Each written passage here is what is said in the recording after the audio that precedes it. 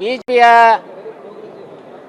ಯಾರು ಅಮಾನತುಗೊಂಡಿರುವಂಥ ಯತ್ನಾಳ್ರವರು ನಿನ್ನೆ ಅಂದರೆ 17ನೇ ತಾರೀಕು ಬಿಜೆಪಿಯ ರಾಷ್ಟ್ರೀಯ ಅಧ್ಯಕ್ಷರಿಗೆ ಒಂದು ಪತ್ರ ಬರೆದು ಬಿಜೆಪಿಯ ವಿಚಾರಗಳ ಹಿನ್ನೆಲೆಯಲ್ಲಿ ಆ ಪಕ್ಷದಲ್ಲಿರುವಂಥ ಕೌಟುಂಬಿಕ ರಾಜಕಾರಣ ಇನ್ನಿತರ ವಿಚಾರಗಳನ್ನು ಪ್ರಸ್ತಾಪ ಮಾಡಿ ನಾನು ಬಿಜೆಪಿಯ ಅಭ್ಯರ್ಥಿ ಆಗಿರುವಂಥ ಲಿಂಗರಾಜ್ ಪಾಟೀಲ್ರವರಿಗೆ ವೋಟ್ ಹಾಕ್ತೀನಿ ಅನ್ನೋದನ್ನು ಪತ್ರ ಬರೆದಿದ್ದಾರೆ.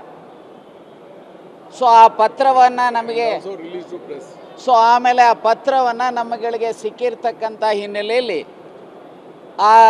ಏನು ಎಲೆಕ್ಷನ್ ನಡೀತಕ್ಕಂಥ ಆ ಪ್ರೆಮಸಿಸ್ಗೆ ಬಂದಂಥ ಸಂದರ್ಭದಲ್ಲಿ ಅವರಿಗೆ ಪತ್ರ ತೋರಿಸಿ ಕೇಳಿದ್ವಿ, ನೀವು ಈ ರೀತಿ ಪತ್ರ ಬರೆದಿದ್ದೀರಿ ಏನು ಅಂತ ಹೇಳಿದರೆ, ಅವರು ಬಿ ಜೆ ಪಿನವರು ಕಳ್ಳರಿದ್ದಾರೆ, ಅವರು ಬಳಸಿದಂಥ ಪದ ರೆಕಾರ್ಡ್ ಆಗಿದೆ, ಅವರು ಕಳ್ಳರಿದ್ದಾರೆ ಭಾರತೀಯ ಜನತಾ ಪಾರ್ಟಿಯವರು.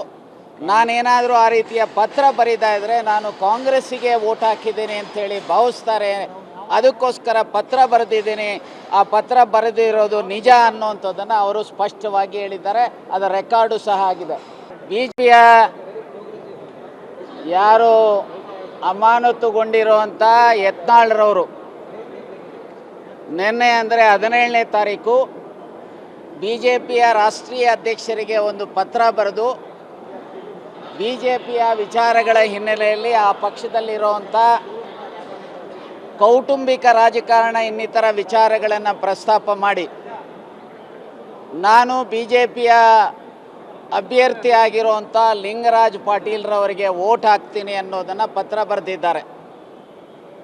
ಸೊ ಆ ಪತ್ರವನ್ನು ನಮಗೆ ಆಮೇಲೆ ಆ ಪತ್ರವನ್ನು ನಮ್ಮಗಳಿಗೆ ಸಿಕ್ಕಿರ್ತಕ್ಕಂಥ ಹಿನ್ನೆಲೆಯಲ್ಲಿ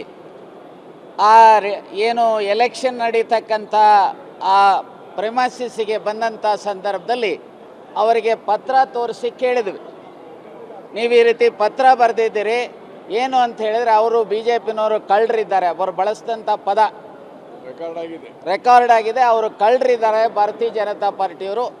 ನಾನೇನಾದರೂ ಆ ರೀತಿಯ ಪತ್ರ ಬರೀತಾ ಇದ್ದರೆ ನಾನು ಕಾಂಗ್ರೆಸ್ಸಿಗೆ ವೋಟ್ ಹಾಕಿದ್ದೀನಿ ಅಂಥೇಳಿ ಭಾವಿಸ್ತಾರೆ, ಅದಕ್ಕೋಸ್ಕರ ಪತ್ರ ಬರೆದಿದ್ದೀನಿ, ಆ ಪತ್ರ ಬರೆದಿರೋದು ನಿಜ ಅನ್ನೋವಂಥದ್ದನ್ನು ಅವರು ಸ್ಪಷ್ಟವಾಗಿ ಹೇಳಿದ್ದಾರೆ. ಅದರ ರೆಕಾರ್ಡು ಸಹ ಆಗಿದೆ.